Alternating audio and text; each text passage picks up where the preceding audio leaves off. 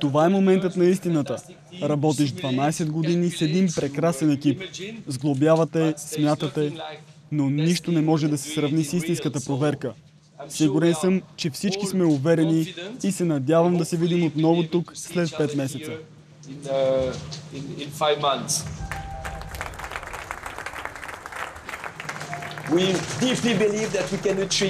Всички ние вярваме, че можем да постигнем невъзможното. Удивителни неща с възобновяема енергия, като да прелетим света без капка гориво. И ако това проработи, разбира се, всеки може да го направи за Земята, да направи света по-чист. Това ще бъде начинът да сте с нас в самолета. Така започна сбъдването на една 13-годишна мечта.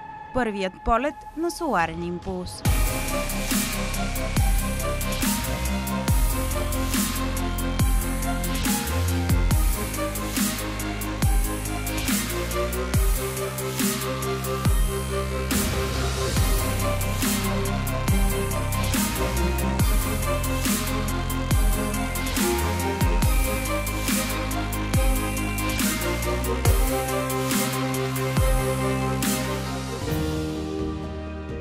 Соларен импулс е официалното наименование на прототипа HBSIA.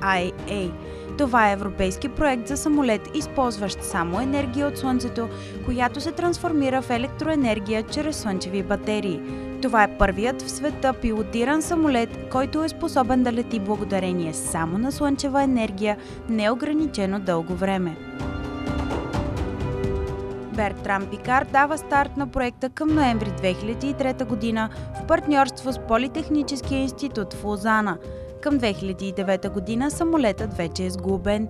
Проектът е финансиран от редица частни фирми, физически лица, швейцарското правителство и Европейския съюз.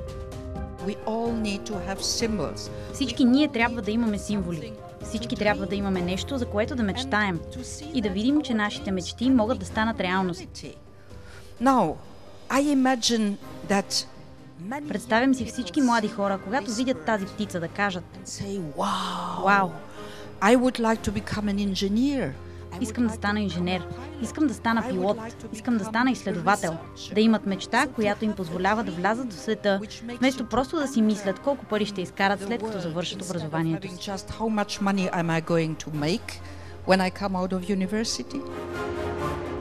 Конструкцията на Соларен импулс е моноплан с 4 двигателя, задвижвани от електроенергия. Самолетът е едноместен. Крилото му е с размах 63 метра, което се равнява с това на Airbus A340. Слънчевите панели зареждат акумулатори, с които се задвижват 4 електродвигателя и зареждат батериите. Масата на летателният апарат е 1600 кг, а оптималната му скорост е 70 км в час при денонощен полет.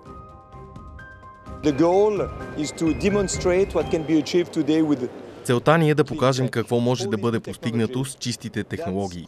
Всички тези нови технологии, които могат да бъдат използвани и в ежедневието ни, за да можем да намалим зависимостта си от горивата. С чистите технологии можем да спестим половината от горивото, което изразходваме ежедневно, и да произвеждаме останалата половина с възобновяеми източници. Ако е възможно, защо да не го направим? Не опитваме, защото ни липсва пионерския дух. Липсва ни желанието за иновации и срещаме толкова съпротива към промяната, толкова много страх от това да направиш нещо различно. Но пилотите Пикар и Боршберг не се страхуват да опитат.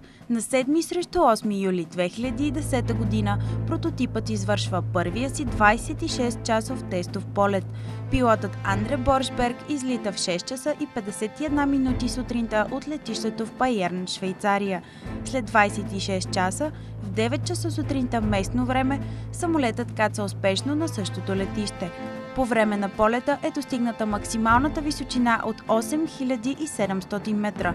Този тест доказва, че 12 000 слънчеви елемента в батерията успяват да заредят акумулаторите през деня с достатъчна енергия, за да продължи полетът и през нощта. Това е невероятно. Успех много по-голям от този, който очаквахме. В един момент мислихме да удължим полета, но после решихме да не го правим. Ние показахме каквото искахме. Затова екипът ме посъветва да се върна. И ето ме, преживяването беше страхотно. Соларен импулс извършва първият трансконтинентален полет от 2500 км през май и юни 2012 година. Маршрутът на самолета започва от Байерн, Швейцария и завършва на международното летище Рабат Сале в Мароко. Самолетът се пилотира от Пикар и Боршберг. Най-забавната част ще бъде изкачването на 9000 метра над земята само с помощта на слънчева енергия. Колкото по-голямо разстояние измина през деня, толкова повече енергия ще събере в батериите. Това е впечатляващото и различното. Това е голямата награда. Да мога да летя до Мадрид и да произвеждам енергия по време на полет.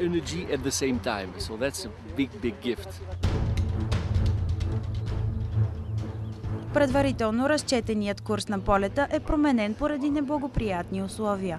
Заради усложняването на метеорологичната обстановка, полетът от Централна Европа до Северна Африка, без да се смята престоят на Земята, е осъществен за около 36 часа.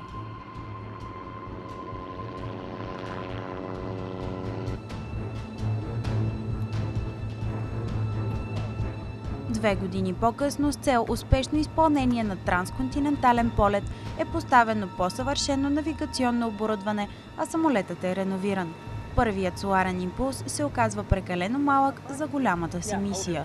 Новият соларен импулс 2 е представен официално на 9 март 2014 година на летището в град Байерн.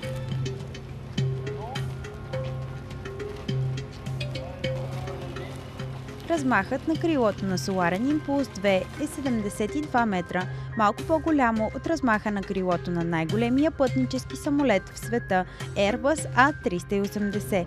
Крилата са оборудвани с над 17 000 соларни панела, които захранват двигателите. Новото оборудване на кабината осигурява полет на по-голяма височина от 12 000 метра. Сред нововъведенията в соларен импулс 2 са и вградените нов тип акумулатори. Общото тегло на самолета вече достига 2300 кг. Предизвикателството е разстояние от малко над 40 000 км от Обединените арабски емирства през Индия, Миянмар, Китай, Япония, Съединените американски щати и обратно до Европа. Пътешествието трябва да се случи в рамките на 500 часа или близо 21 дни. Средната скорост, с която соларен импулс 2 се движи, варира от 45 до 90 км в час. Мисля, че и двамата сме много развълнувани, но сме концентрирани и внимателни. Това е истинско щастие. На 9 март 2015 година от столицата на Обединените арабски емирства Абу Даби в 7 часа и 12 минути местно време соларен импулс 2 започва около светския си полет.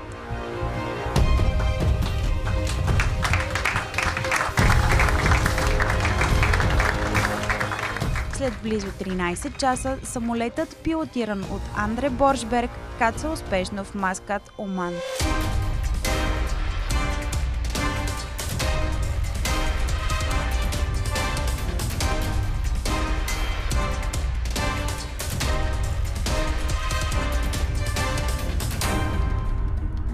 На следващия ден соларен импулс 2, пилотиран от Бертран Пикар, излита към следващата си дестинация Ахмедабад, Индия.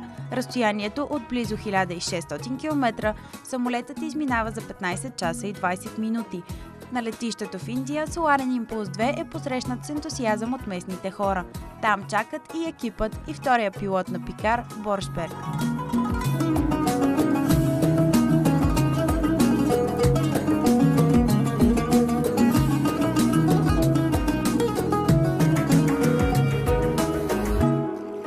Соларен импулс 2 прекосява Индия на 2 етапа. От Ахмедабад пилотът Андре Боршберг се насочва към Варанаси. 13 часа и 15 минути по-късно разстоянието от 1170 км е изминато успешно. Екипът на соларен импулс 2 се доближава до мечтата си – да завърши околосветското си пътешествие без капка гориво.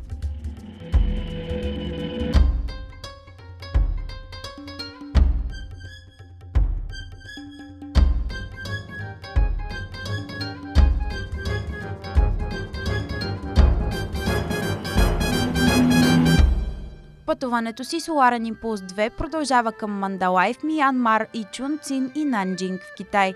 Разстоянието от Индия до Китай близо 4600 км. Самолетът изминава за общо 51 часа и 20 минути или малко повече от 2 дни. Полетът във вътрешността на Китай между Чунцин и Нанджинг е последният преди пилотите и екипът на Соларен импулс 2 да се подготвят за най-голямото изпитание – да прекусят успешно Тихия океан и да кацнат на Хавайските острови. André, my solar brother, Пожелавам ти най-добрият полет, който можеш да направиш. Сега принц Алберт ще ти даде официалното разрешение да излетиш. Андре, за мен е удоволствие да те видя и да имам възможността да дам разрешение за начало на полета. Благодаря ти и приятен полет. На 31 май 2015 година Соларен импулс 2, пилотиран от Андре Боршберг, излита от летището в Нанджинг. Този полет е истинско предизвикателство, защото е 5 пъти по-продължителен от предишните. На теория Соларен импулс 2 трябва да прекоси Тихия океан за 5 денонощия, без пилота да напуска самолета. За съжаление обаче, метеорологичните условия се променят неблагоприятно.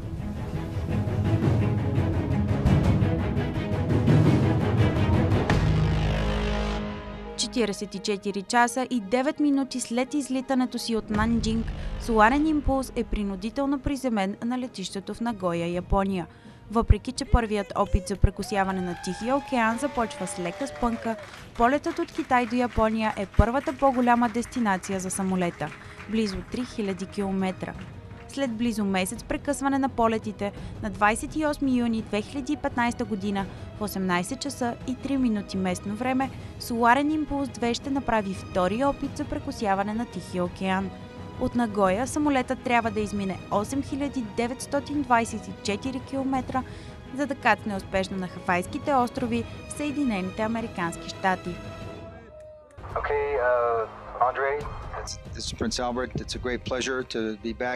Андре, аз съм принц Алберт. За мен е огромно удоволствие да съм отново в контролния център. Пожелавам ти всичко най-добро в опита за прекосяване на Тихия океан. Имаш официално разрешение да излетиш. Всички са в очакване. Екипът внимателно следи показателите, включително атмосферните условия. На 30 юни 2015 година Соларен импулс 2 успява да подобри досегашното си постижение от 44 часа във въздуха. Пилотът и екипът в контролния център са обнадеждени. И наистина, мечтите се сбъдват. На 3 юли в 15 часа и 55 минути местно време Соларен импулс 2 каца успешно на летището Калаелоа в Хонолулу. Рекордното разстояние от близо 9000 км Андре Боршберг изминава за 4 дни, 21 часа и 52 минути.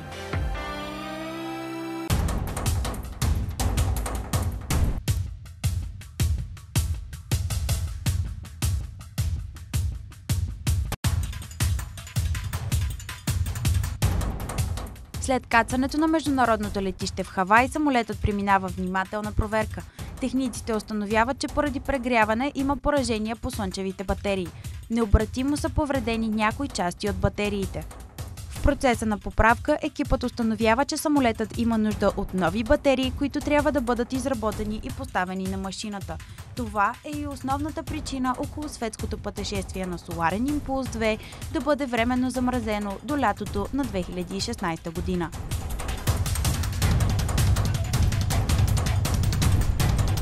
След близо година самолетът е в изправност, а екипът е готов да продължи. Имаме много предизвикателства. Първото е часовата разлика от 12 часа между самолета и контролния център. Винаги ще има някой, който е с главата надолу. На едното място ще е ден, а на другото нощ и обратното. Ще трябва да работим от много рано до много късно, за да е максимално лесно за всички. На 21 април самолетът, пилотиран от Бертран Пикар, се насочва от Хавай към Сан-Франциско. Пилотите изпълняват златния полет на легендарната американска авиаторка Амелия Еърхарт. Разстоянието от Хавай до Сан-Франциско е последният етап от преминаването на Тихия океан.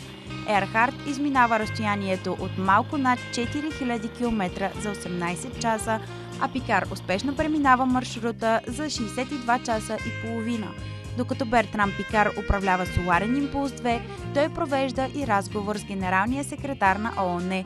В Световния ден на Земята Бан Ки Мун и Пикар отбелязват и подписването на климатичното споразумение в Париж. Здравей, Соларен импулс! Здравейте, капитан Пикар! Къде летите в момента? I speak to you from the cockpit of Solar Impulse. Здравейте, говоря с вас от борда на Соларен импулс. Намирам се по средата на Тихия океан и летя само с слънчева енергия, без гориво. Господин генерален секретар, това, което правите днес в Ню Йорк, подписването на Парижкото климатично споразумение, е много повече от опазване на природата. Това е началото на революцията на зелените технологии, но има толкова много съпротива навсякъде. Затова бъдете пионери, бъдете авантюристи, бъдете откриватели на решенията. Това е начинът, по който да направим света по-добър.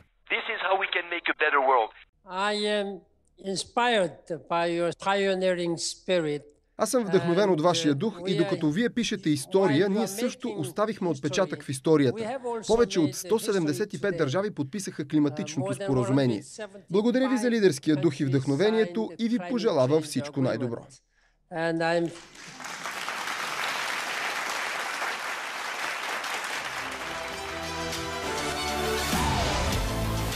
От сърцето на Силициевата долина Сан Франциско, самолетът, пилотиран от Андре Боршберг, поема към следващата си дестинация – Финикс, Аризона. По време на полета самолетът изпитва трудности заради появилия се вятър. Както се изразява екипът на Соларен импулс 2, самолетът е временно паркиран във въздуха, тъй като не може да се пребори с силния вятър, за да се придвижи напред. Разстоянието от 1200 км отнема почти 16 часа, но Боршберг успешно каца в долината на Слънцето.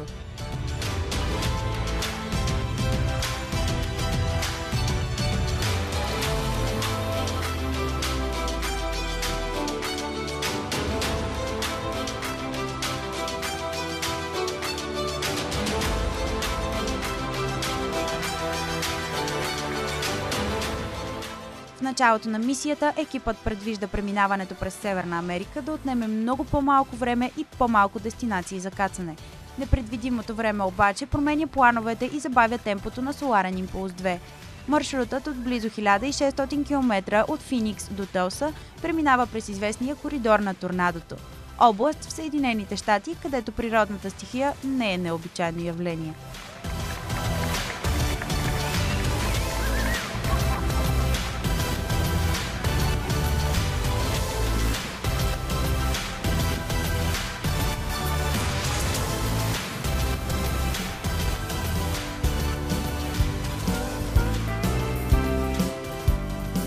След успешното кацане в Тулса на 12 май, екипът на Соларен импулс трябва да изчака почти 10 дни до установяване на по-добри атмосферни условия за продължаване на пътуването.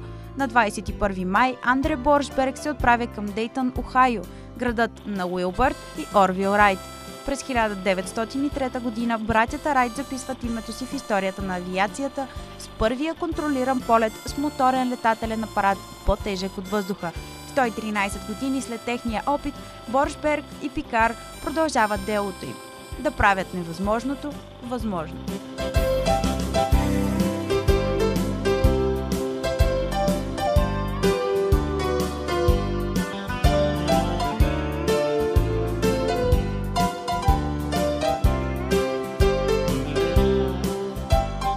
Следващата спирка по пътя на Соларен импулс 2 е Лихай Вали, Пенсилвания. Ден преди излитането, екипът на Соларен импулс 2 се среща с ново препятствие. Турбината, която изпълва с въздух надуваемия хангар на самолета, спира работата си за 2 минути и половина. Текстилната материя, от която е изработен тъй наречения хангар, на места се допира до повърхността на самолета, а това може да повреди слънчевите панели. Аварията е отстранена максимално бързо, а екипът подлага цялата машина на щателна проверка преди да продължат полетите. Разстоянието от малко над 1000 км Пикар изминава за 16 часа и 49 минути.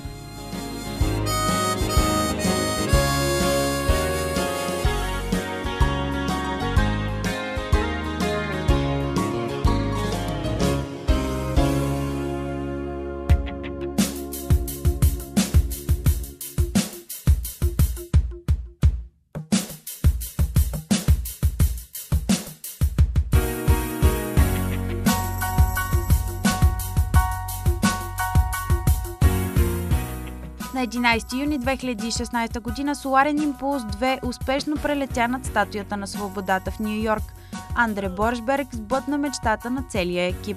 В статуята на свободата те виждат символ на рисковете, пионерския дух, авантюризма и стремежа за напредък на всички, готови да се осмелят. Преди 100 години братята Райт промениха света със своя полет. Сега Соларен импулс 2 поставя ново начало.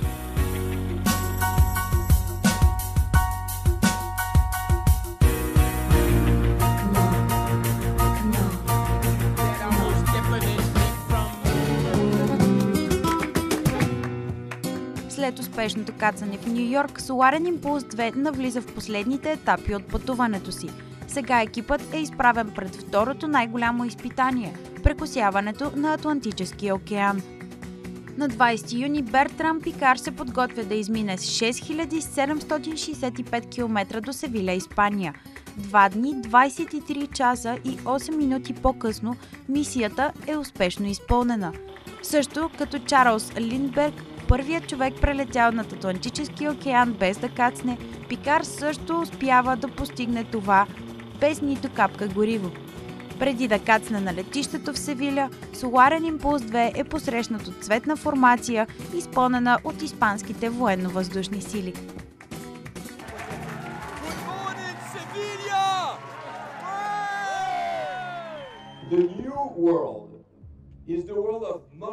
Новият свят е светът на модерните, чисти технологии.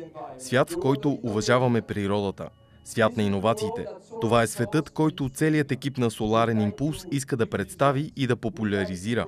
Това, с което се надявам да направим този полет от Ню Йорк до Севиля наистина значим, е вие също да се превърнете в посланици на този нов свят и нов начин на мислене.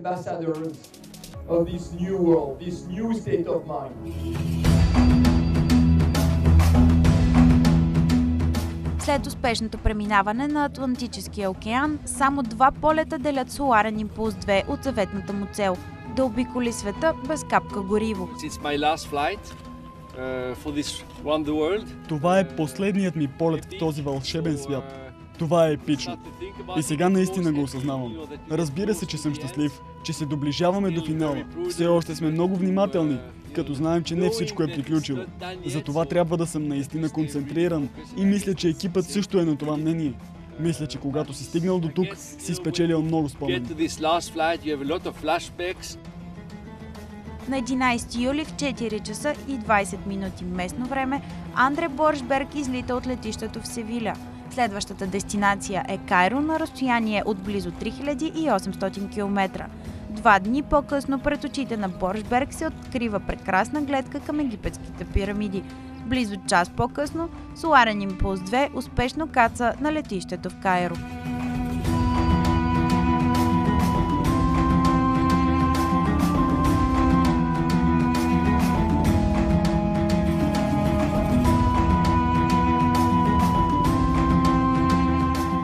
Екипът на Соларен импулс е на прага да направи нещо невиждано.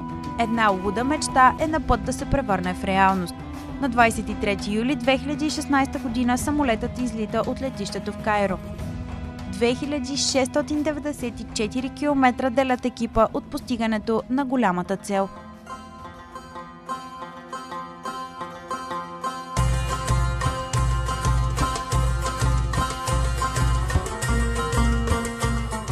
Последният полет на Соларен импулс 2 е с продължителност точно 2 дни и 37 минути. На 26 юли 2016 година в 12 часа и 5 минути вечерта местно време мечтата на целия екип е вече реалност. Това е исторически момент, който превръща Соларен импулс 2 в първия самолет, успешно обиколил света без капка гориво.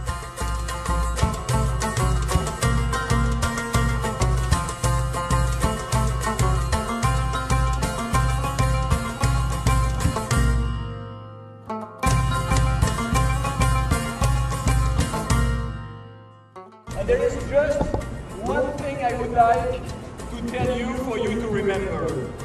Има само едно нещо, което искам да ви кажа, което да запомните. Това е повече от просто човешко постижение.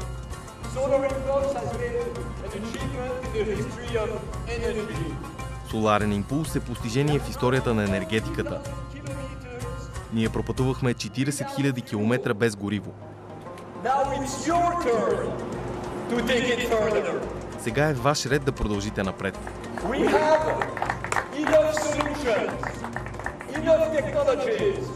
Имаме достатъчно решения, достатъчно технологии. Никога не трябва да приемаме светът, в който живеем, да бъде замърсен, само защото хората се страхуват да мислят по различен начин. Бъдещето е чисто. Бъдещето сте вие.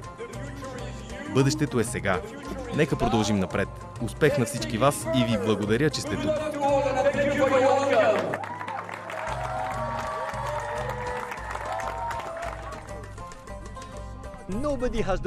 Никой не го е правил досега. Когато няма предишно постижение, не знаеш дали и ти ще успееш. Но това, което е прекрасно в екип като този на Соларен импулс, е, че всеки един се опита да доведе опита до успех. Това е първото постижение на Соларен импулс 2. Доказателството, че зелените технологии могат да имат влияние върху бъдещето.